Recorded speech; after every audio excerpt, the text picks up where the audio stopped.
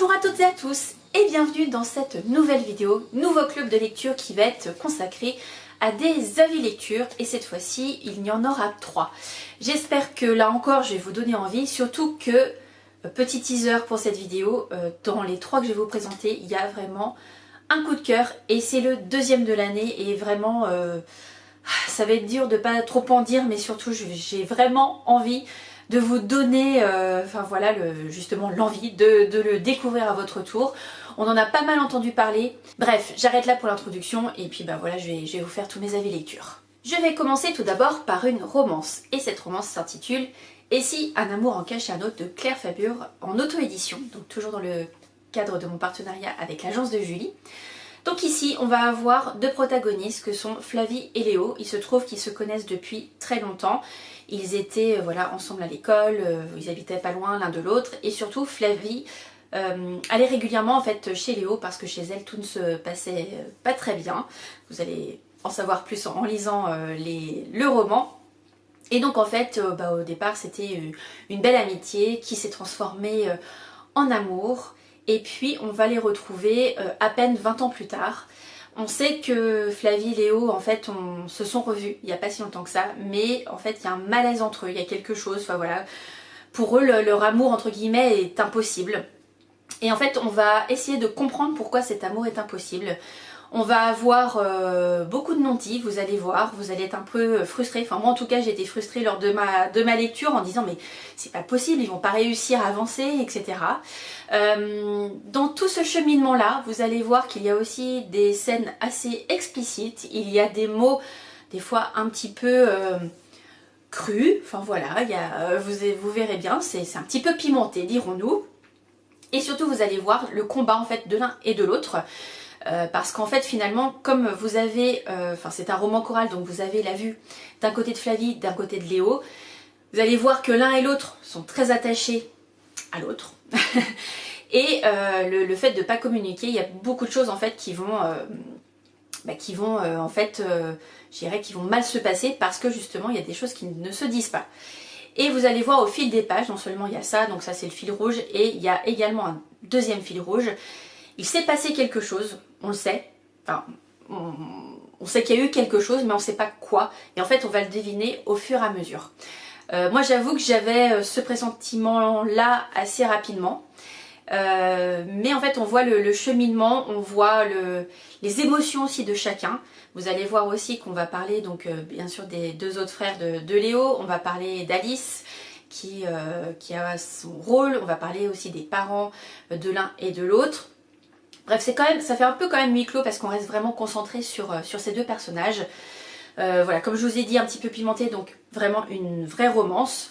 C'est vrai que moi, sur certains points, je dirais le bémol de ce livre, c'est vrai qu'il y a des fois où j'avais envie de les secouer un petit peu en disant mais communiquez, essayez de vous dire les choses parce que ce serait tellement plus simple parce qu'en fait on les voit se bagarrer avec leurs pensées, on les voit se bagarrer en supposant en fait les réactions de l'autre ou tiens il a fait ça parce que si, et en fait voilà, quand on voit en fait les 2 côtés de l'histoire, on voit que c'est pas forcément vrai. Bref, c'est une romance. L'autrice aussi a sorti, alors c'est une suite parce qu'on le voit dans ce livre là, on va retrouver un personnage dans le 2e qu'elle a écrit, c'est Et si une rencontre en cachait une autre. Voilà, vous allez voir, il y a un personnage on sent qui va arriver dans celui-ci. Donc voilà, une romance, c'est pas forcément ce vers quoi je vais toujours. Voilà, je suis sortie un petit peu de ma zone de confort et sur certains points, voilà, comme je vous ai dit, j'aurais aimé que ça se passe un petit peu plus rapidement parce que voilà, c'est quand même un roman qui est assez long. C'est vrai que des fois, j'aurais voulu que ça avance. Et concernant les petits moments un peu pimentés, olé olé, il y en a qui sont bien, il y en a peut-être un peu trop à mon goût, mais j'irai tester celle-ci pour voir justement ce que vous en pensez. Et surtout n'hésitez pas, si vous l'avez déjà lu, à me dire quel a été votre ressenti sur ce livre pour qu'on puisse en discuter ensemble. Le deuxième avis lecture, c'est un tome 3. Tome 3 d'une série d'un enquêteur, d'un commissaire qu'on suit, d'Elliot Stiff. Et donc c'est À la croisée de nos nuits de Chris F. Gardas, toujours en auto-édition, donc tome 3. Le premier, c'est, j'ai j'ai ma petite anti-sèche juste là, donc c'est dans Le Silence des oiseaux, où là vous allez avoir en fait, on commence je dirais directement l'histoire où il y a la découverte d'un corps avec un petit animal en origami, voilà, je ne dis rien de plus. Il y a un deuxième, c'est les fleurs de l'ombre. Donc là on retrouve pour un deuxième tome, il s'est passé quelque chose avec ce fameux commissaire, vous allez voir. Enfin voilà, moi je trouve qu'on s'attache encore plus à lui dans ce deuxième là. Et bien sûr il y a une autre enquête hein, évidemment. Et dans ce dernier, donc à la croisée de nos nuits, on le retrouve pour une troisième enquête. On le retrouve toujours à côté de ses protagonistes, mais je dirais là on a vraiment un bond dans le temps.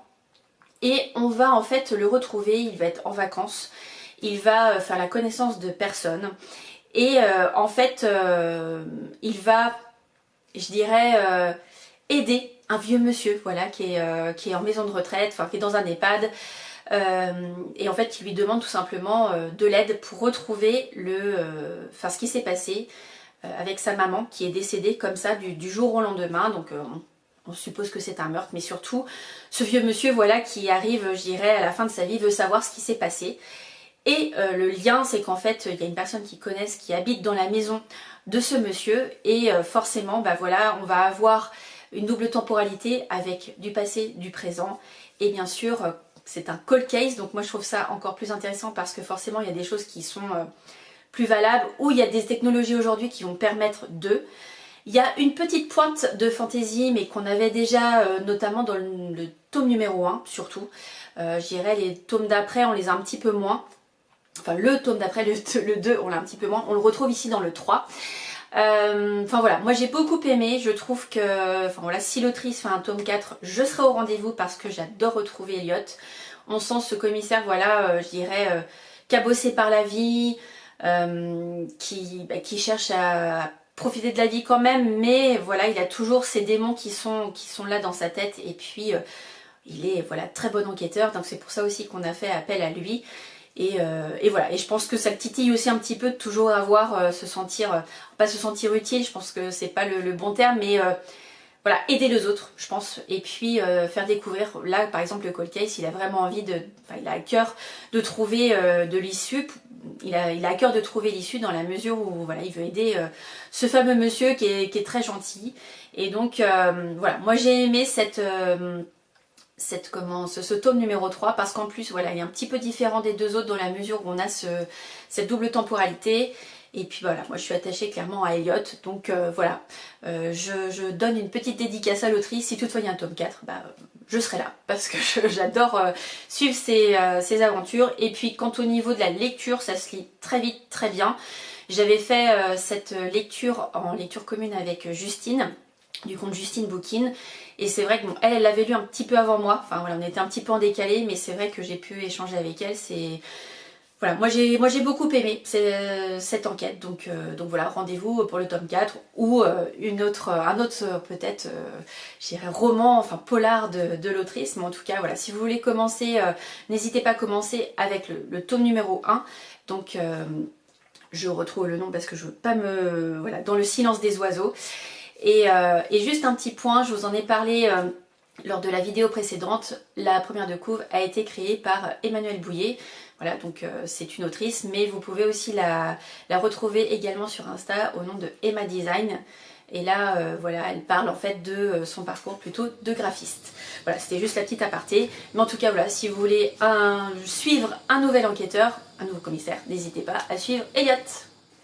Et mon troisième avis lecture, qui est aussi mon deuxième coup de cœur de l'année, c'est ce livre, Mémoire d'un expert psychiatre, d'Angelina Delcroix aux éditions Hugo Poche.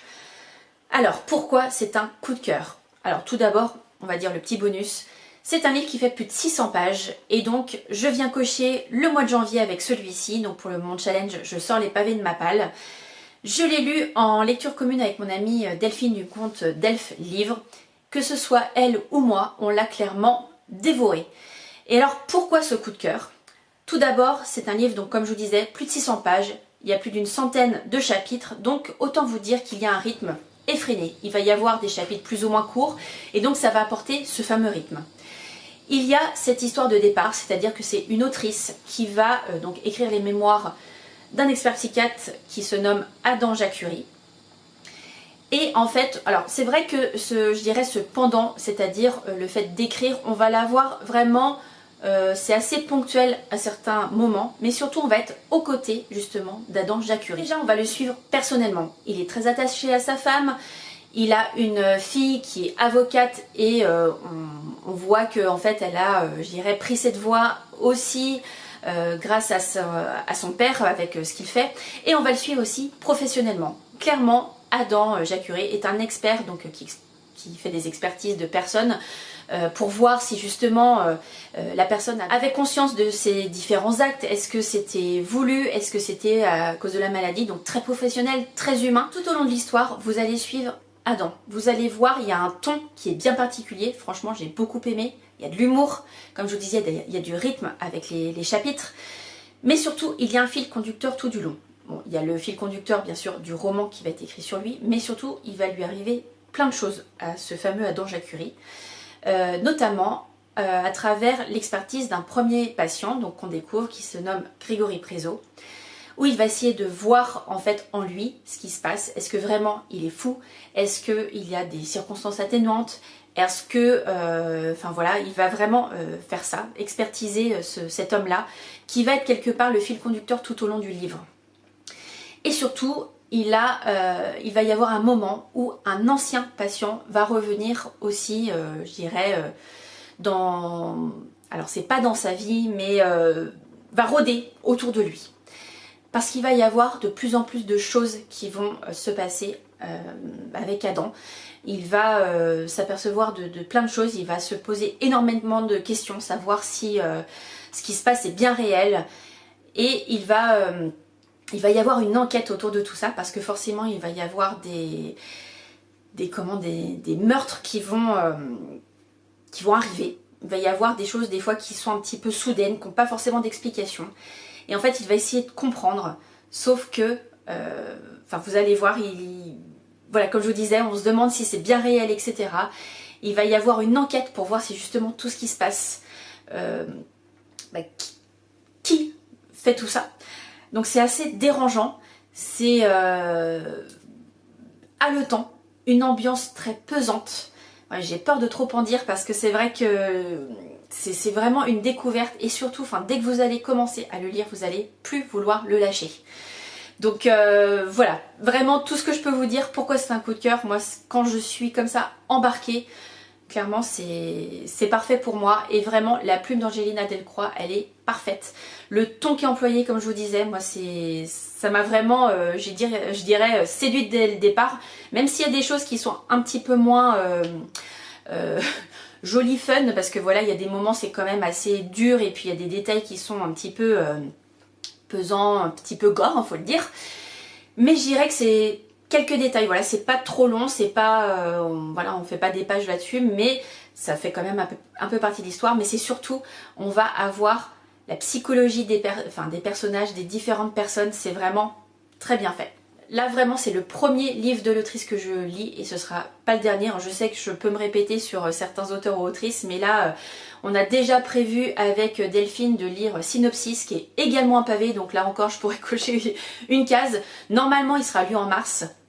Pareil, je crois que c'est 500 ou 600 pages de lecture, mais il paraît qu'on est embarqué. Clairement si c'est comme celui-ci, j'ai qu'une hâte. Vraiment c'est de le lire, parce que là voilà, vous allez le commencer, vous allez plus vouloir le lâcher. Comme je vous disais, j'avais tellement envie de le lire et de l'avancer que je suis passée en audio pour justement garder ce rythme, parce que voilà, Delphine elle l'a dévoré également, et voilà, c'est un coup de cœur pour toutes les deux. Donc je sais que vous l'avez beaucoup vu sur les réseaux, mais je dirais ce qu'on en dit, bah oui, c'est vrai. Donc allez-y, si vous voulez découvrir l'autrice, si vous l'avez lu, bah voilà, je peux que vous le recommander. Voilà, deuxième coup de cœur de l'année, et vraiment très haletant. Je vous laisse ici pour cette vidéo. Je vous remercie une nouvelle fois pour les commentaires que vous m'envoyez à chaque fois sur mes vidéos. Donc je compte sur vous aussi pour celle-ci. Toujours aussi un petit pouce pour m'encourager. Donc voilà, j'attends vos commentaires. Si vous avez lu le livre d'Angelina Delcroix, bah, n'hésitez pas à me dire quel a été votre ressenti. Ou est-ce que je vous ai donné envie de le lire. Alors c'est vrai que des fois il peut y avoir quelques images qui sont un petit peu gore, un petit peu dures, mais vraiment c'est que des détails, donc enfin des détails, voilà, on se fait l'image, mais voilà, ça, je dirais le passage est assez court sur ce moment-là. Bref, n'hésitez pas donc à mettre vos petits commentaires et puis on se retrouve très prochainement dans une nouvelle vidéo. Ce sera certainement d'autres avis lecture où je me demande si je vais peut-être pas faire un book haul parce que au mois de janvier, j'avoue, j'ai craqué un petit peu sur quelques achats. Donc voilà, ça peut aussi changer, à voir. Et puis toujours, hein, si vous avez des choses que vous voulez voir sur la chaîne, n'hésitez pas, parce que j'essaye d'avoir des nouvelles idées, mais des fois c'est pas forcément évident, ou des fois voilà, je cours un petit peu avec le temps, mais je pense comme beaucoup de personnes. Bref, je m'arrête là, je blablate. Je vous souhaite de très bons moments, de très bonnes lectures, et je vous dis à très bientôt. Ciao!